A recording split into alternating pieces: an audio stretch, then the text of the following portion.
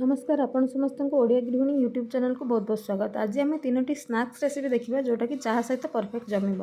प्रथम अच्छी onion pakora, then होमर मशरूम पकोड़ा, तृतीयटी हूँ आमर केबेज मिनी कटलेट। तो प्रथम ओनियन पकोड़ा पियाजर चोपा को छड़े नेबा एवं ताको किसी समय धोई सारापर ताको आम पतला पतला स्लाइस करी काटिदेबा।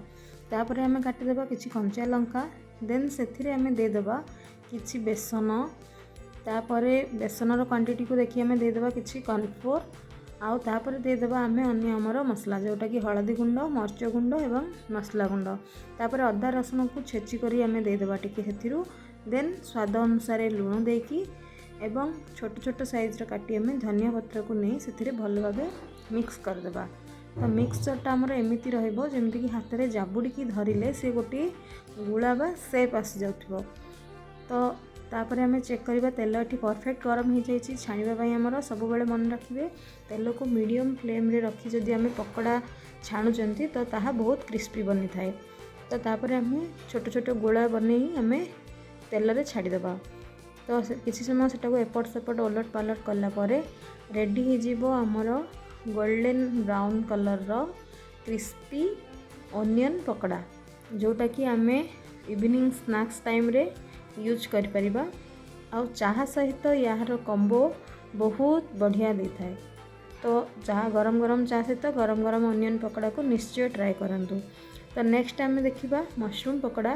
तो एथिपई आम मशरूम को छोट छोट कर काटिदेबा। सेम प्रोसेस रे बेटर मिसेकी आम गरम मीडियम फ्लेम रे थिबा तेल को मीडियम गरम रे से पकोड़ा गुड़िक एक एक करी दे आराम से छाणीदेबा। देखो केते गोल्डन कलर आमर हेची पकोड़ा।